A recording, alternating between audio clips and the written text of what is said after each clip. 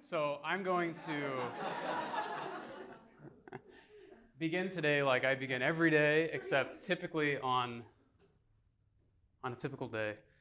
The room is filled with 7th graders who are 12 years old, and I think they're far less intimidating than you all. So if you could all be upstanding for the Pledge of Allegiance.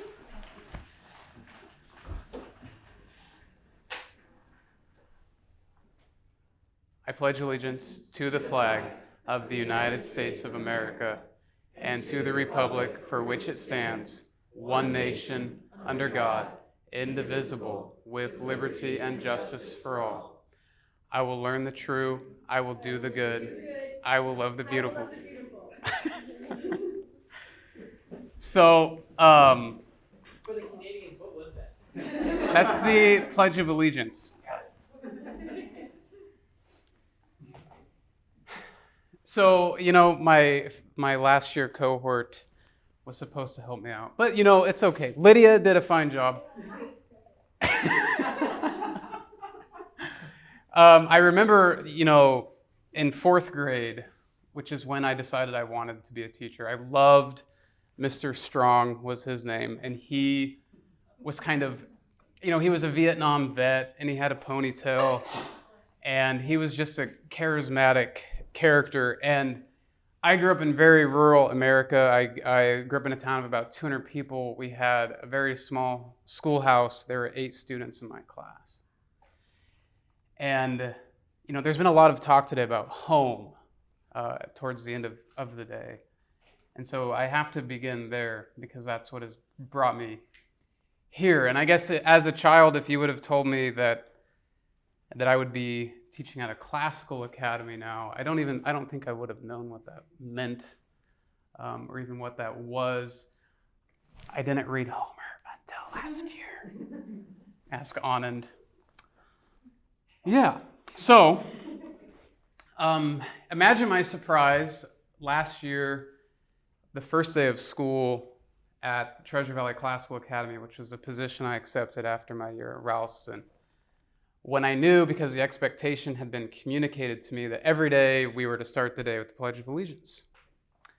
And so I told the students to be upstanding for the pledge, and I was shocked when they kept going after the pledge. They know the school pledge that they say every day. And so I was trying to simulate that a little bit at the beginning here to kind of, what is this about? And I remember just being taken aback by these 12-year-olds. I will learn the true, I will do the good, I will love the beautiful. And it's the pledge that our students take at the beginning of every day. And so I hope there's a marker over here. On the other side. There's on the other side. Maybe the black one works. I'm going to erase the Greek. I hope nobody kills me. So I want to take you quickly through our symbol here. And there are 3 words that are written around this tree.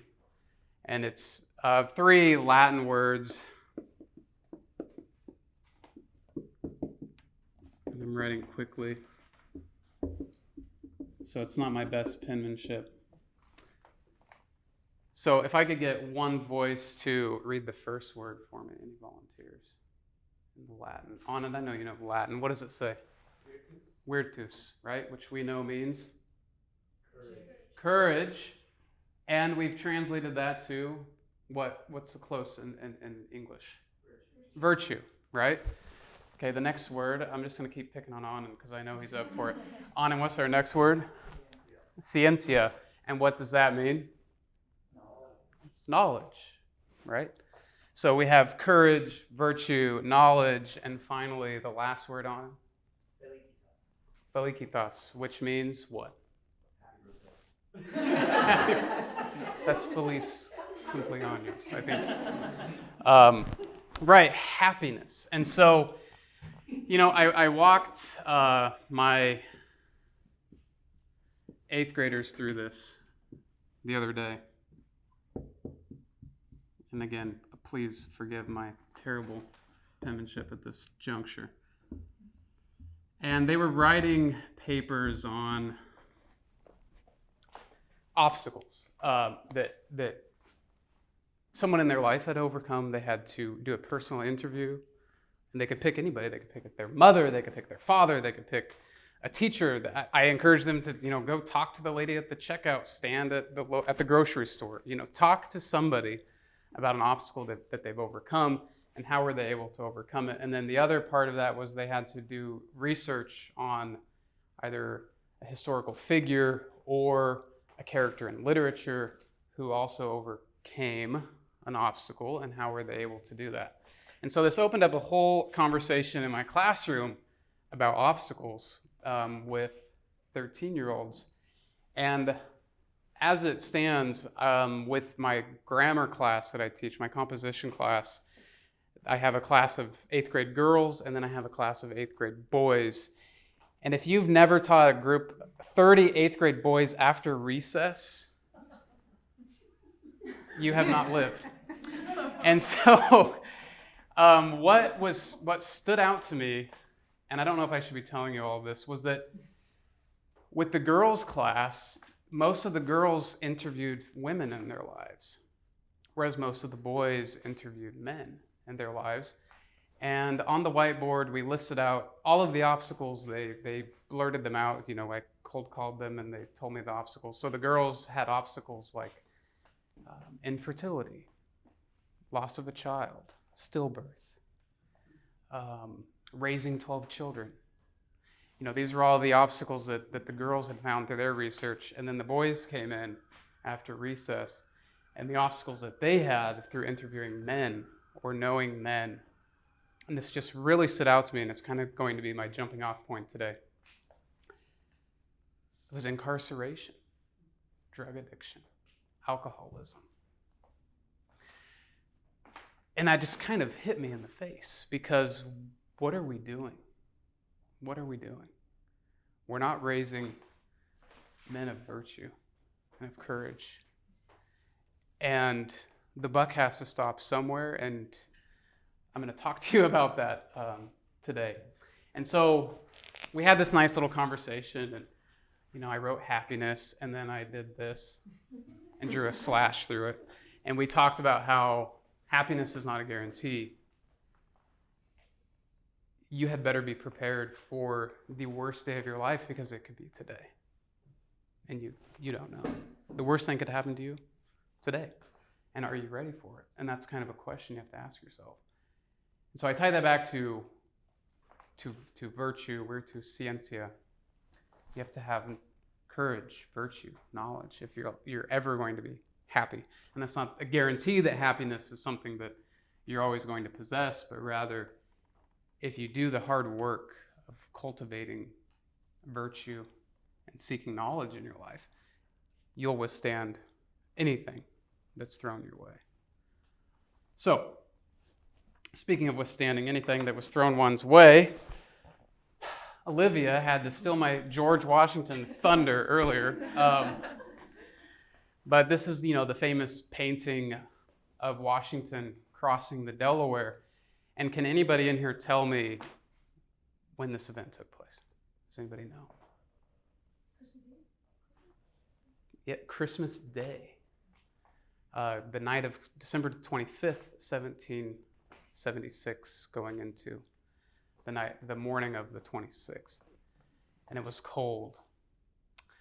And, our founding father, he says, the best means of forming a manly, virtuous, and happy people will be found in the right education of youth. Without this foundation, every other means must fail. And sadly, every other means, by my estimation, is failing. Similarly, in his book, which I'm sure you're all familiar, C.S. Lewis says, in a sort of ghastly simplicity, we remove the organ and demand the function. We make men without chests and expect of them virtue and enterprise. And we laugh at honor and are shocked to find traitors in our midst. We castrate and bid the gildings be fruitful. And so, if I could go back here, I see what what I would define as a man with a chest and a group of men with chests in this photo. And C.S. Lewis is getting at the problem facing education today in this quote. And finally, just because, I went to Ralston College, so I have to throw like Dorothy Sayers up here. She says in her book, The Lost Tools of Learning, "For we let our young men and women go out unarmed in a day when armor was never so necessary. By teaching them all to read, we have left them at the mercy of the printed word. By the invention of the film and the radio, we have made certain that no aversion to reading shall secure them from the incessant battery of words, words, words. They do not know what the words mean. They do not know how to ward them off or blunt their edge or fling them back. They are a prey to words and their emotions instead of being the masters of them and their intellects." And this gets at, I think, the heart of the issue with education today is even if we are raising literate students, if we do not make them masters of language and their intellect rather than in their emotion, we've done a great disservice, and it's a great danger for all of us. And so at the beginning of this all, we heard, "I will learn the true, I will do the good, I will love the beautiful," and it's the nice pledge that the kids take every day. And I just wanted to walk you through, what is a classical education, what my school is about in relation to that. And our mission at Treasure Valley Classical Academy is to train the minds and improve the hearts of students through a classical, content-rich curriculum that emphasizes virtuous living, traditional learning, and civic responsibility. The vision of the school is to form a future citizen who upholds the ideals of our country's founding and promotes the continuation of our American experiment. Through a classical, great books curriculum designed to engage the students in the highest matters and the deepest questions of truth, justice, virtue, and beauty. So what is a classical education? Because prior to honestly teaching at a classical school, I don't think I could have answered that question because I grew up in Fernwood, Idaho, where I didn't read Homer until I was 31 years old. Thank you. Classical education is a content-rich traditional curriculum, including the use of classical books and art. It's concentrated the study of the core academic disciplines, history, literature, mathematics, and science. And I think the last two are often people forget about, but they are a part of a classical education. An appreciation for and study of the visual and performing arts, Lydia. A strong emphasis on language, literacy, writing, and the mastery of the English language, reading of the great books and literature and primary source documents and history. Socratic teaching by kind-hearted teachers who are subject matter experts. The classical learning model is a conscious return to the ancient goal of education, teaching children to learn and think for themselves by imparting to them the tools of learning, which is what Dorothy Sayers talks about in her book, is the lost tools of learning, which she talks about in her book, the need to go back to formal logic in schools. A promotion of the type of inquiry and that ultimately allows students to discover for themselves that which is true and beautiful. An approach related to the classical liberal arts and sciences tradition of the trivium and quadrivium. The trivium, if you didn't know, which I didn't a year ago, was comprised of three basic tools of learning: grammar, logic, and rhetoric. And the quadrivium, the sciences, arithmetic, geometry, astronomy, and added music and the arts. So what about classical school teachers? What do they have to be like? Well, it requires a highly qualified teacher who is trained in academic discipline. You have to love children. If you don't love children, you probably shouldn't be working with them every day. Kind-hearted, but know how to manage a classroom. You have to you have to be kind. You have to treat children with love and compassion, but also you can't let them manipulate you because they'll take every little glimmer of kindness. And yeah, they especially the middle schoolers that I work with, they're always testing boundaries. You have to have good classroom management. Academically gifted and in full pursuit of intellectual interests. Such habits positively influence students who are inquisitive and look for role models. So we look for teachers who are seeking intellectual interests. Benefits to the students. Classically trained students are often well qualified for future studies in law, medicine, business, engineering, technology, theology, or any other professional or vocational pursuit. Because through such an education, you learn the art of living well. And this reminds me of Ari's talk where we had the kind of the conflict between Du Bois and Booker T, right? Yeah. This is at the heart of it here. The art of living well, learning what that means, fosters virtuous young adults, a sense of identity and purpose, invaluable leadership skills because of logic, debate, public speaking, clear reasoning, writing, and communicating. To give you a quick overview of the curriculum, it's content rich. You've heard that buzzword. I think this is the third time today. Integrated, traditional, and it only features the arts and sciences, not only features, the arts and sciences, but also integrates character formation and the school's core virtues. And our school's core virtues are courage, courtesy, honesty, perseverance, self-government, and service.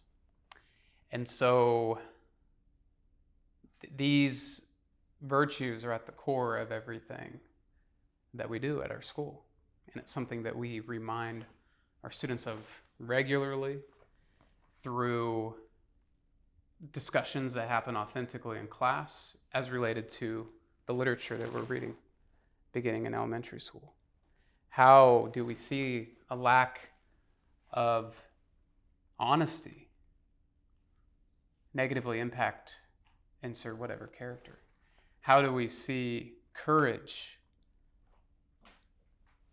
in the character of Atticus? How do we see a lack of self-government cause complete destruction in Lord of the Flies?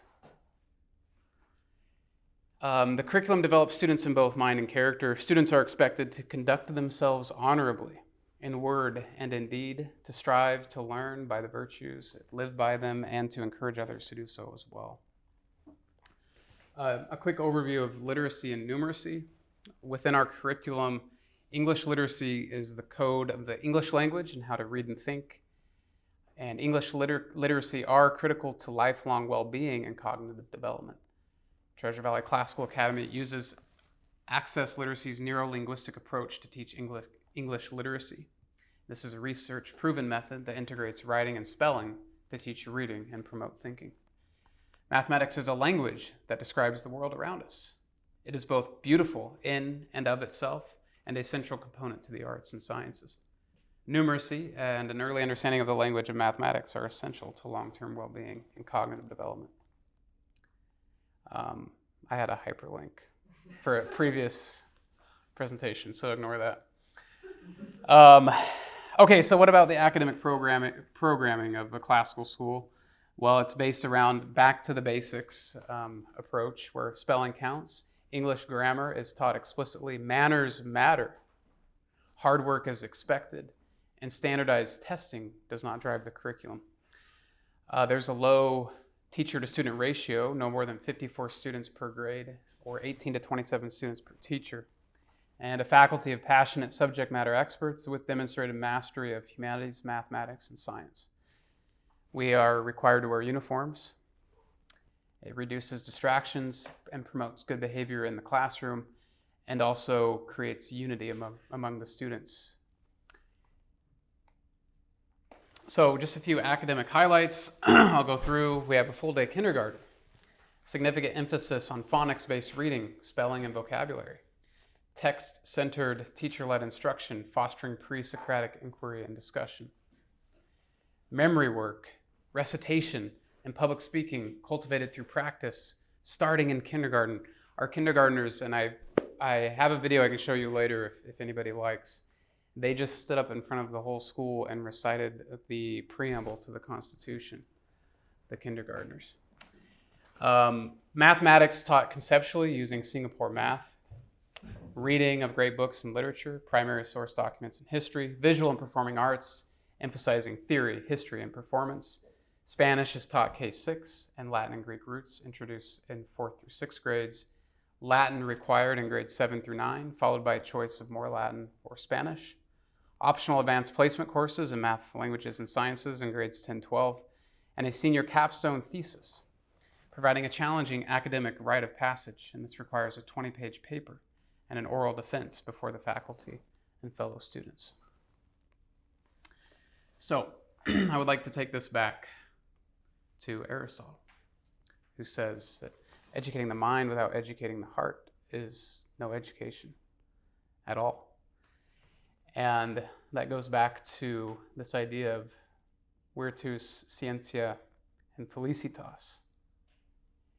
And if I were to go back to that list on my board in 8th grade of the problems, that the obstacles that the boys had discovered through their interviews with men in their lives, we should be startled by that. Because what's happening is we're not educating the heart of young men. And we're barely educating the mind.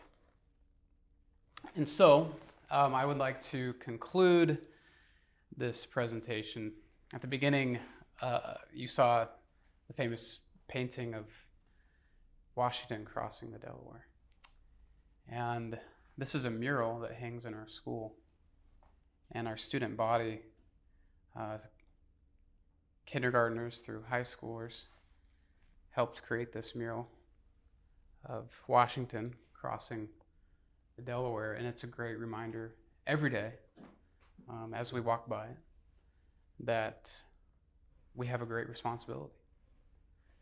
And maybe, just maybe, if we remember the importance of courage, courtesy, perseverance, honesty, self-government, and I think most importantly, service, we might be able to reach happiness. So, thank you.